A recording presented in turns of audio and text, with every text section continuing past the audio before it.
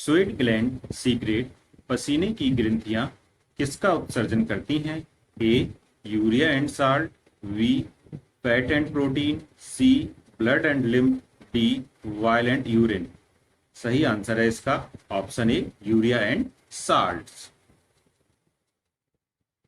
Sweat glands are involved in thermoregulation and excrete metabolic waste. The sweat primarily contains water, urea and salt, especially sodium chloride. Next question.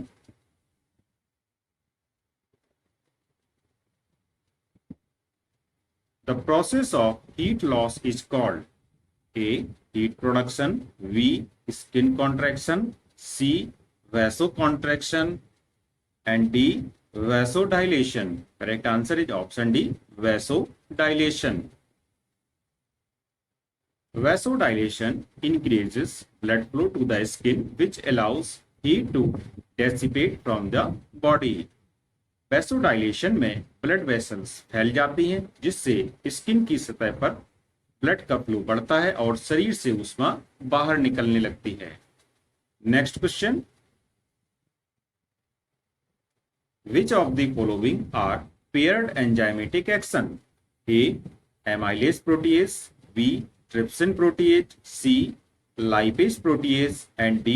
Amylase lipase. Correct answer is option B. Trypsin protease. Trypsin is a type of protease enzyme involved in protein digestion. Next question. Cold maintaining body heat. This is what kind of mechanism? A. Cooling mechanism, B. Sweating mechanism, C. Warming mechanism, and D. Heat loss mechanism. Correct answer is option C. Warming mechanism. In cold conditions, the body initiates warming mechanism like shivering and vasoconstriction to preserve heat. Next question. What percentage of blood plasma is water in the body? 60%, 90%, 50% and 40%. Correct answer है इसका option B 90%. About 90 to 92% of plasma is water, essential for transport of nutrients and waste. Next question. What is the wax in ear called? A. Sebum, B. Sweat, C. Saliva, and D. Cerumen. सही answer होगा option D cerumen. Cerumen is the medical term for earwax. It is produced by glands in the ear canal to protect the ear. Next question. Which of the following areas does not sweat? Palms, armpits, lips and forehead. कहां पर पसीना नहीं आता है?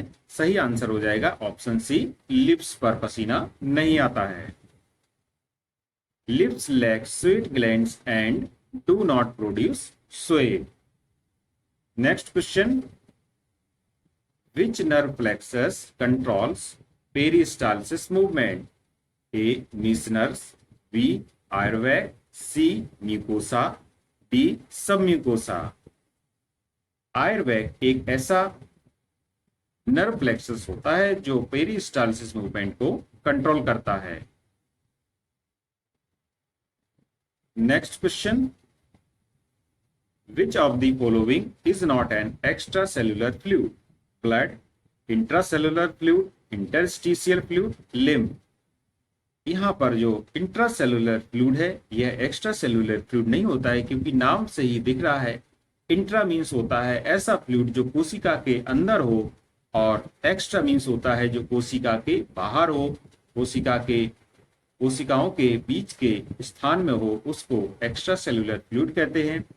Blood, interstitial fluid और lymph ये सभी extra cellular fluid के एग्जाम्पल होते हैं।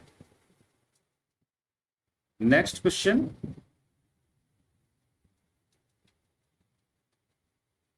What percentage of total body fluid is in the form of ECF? 40%, 60%, 20%, 80%। Correct answer होगा इसका option B 20%। Approximately 20% of total body fluids is extracellular. शरीर के कुल द्रव का लगभग 20% ECF होता है। Next question, what is the total fluid volume in the body? 20 litre, 36 litre, 24 litre and 12 litre. शरीर में तरल की कुल मात्रा लगभग होती है 36 litre. So the correct answer is option B. An average adult has about 36 to 40 liters of total body fluids depending on body weight. एक वैज्ञानिक एक बंद कंटेनर में 50 ग्राम मरकरी ऑक्साइड को गर्म करके एक प्रयोग करता है। गर्म करने के बाद यह मरकरी और ऑक्सीजन गैस में विघटित हो जाता है। उत्पादों का कुल द्रव्यमान कितना होगा? एक कंटेनर है, इसमें मरकरी ऑक्साइड रखा हुआ है, तो ये इसको एक वैज्ञानिक गर्म कर रहा है, तो क्या होगा देखेंगे द्रव्यमान में कितना अंतर आएगा। ऑप्शन 1 केवल 50 ग्राम, क्योंकि द्रव्यमान संरक्षित रहता है। ऑप्शन 2 ऑक्सीजन के द्रव्यमान को जाने बिना इसका निर्धारण नहीं किया जा सकता है। ऑप्शन 3 50 ग्राम से अधिक, क्योंकि ऑक्सीजन गैस निकलती है। ऑप्शन 4 50 ग्राम से कम, क्योंकि मरकरी ऑक्साइड अपघटित हो जाता है। तो देखिए एक नियम होता है लॉ ऑफ मास कंजर्वेशन, यानी कि द्रव्यमान संरक्षण का नियम। तो द्रव्यमान संरक्षण के नियम के अनुसार द्रव्यमान हमेशा संरक्षित रहता है। तो इस प्रकार से उत्पादों का जो भी द्रव्यमान है वो जो ओरिजिनल फॉर्म में दिया गया था उसको गर्म करने के बाद भी वही रहेगा, इसलिए पहला ऑप्शन यहां पर सही हो जाएगा। अगला प्रश्न देखेंगे, मिथिला चित्रकला, जिसे मधुबनी लोक कला के रूप में भी जाना जाता है, पारंपरिक रूप से भारत के किस राज्य से संबंधित है? Option 1 Rajasthan, option 2 Bihar, option 3 पश्चिम बंगाल, ऑप्शन 4 उत्तर प्रदेश। तो मिथिला चित्रकला ये संबंधित होती है बिहार से। मिथिलांचल बिहार में ही है, वहां पर यह जिसको मधुबनी पेंटिंग भी कहते हैं, बहुत ही फेमस पेंटिंग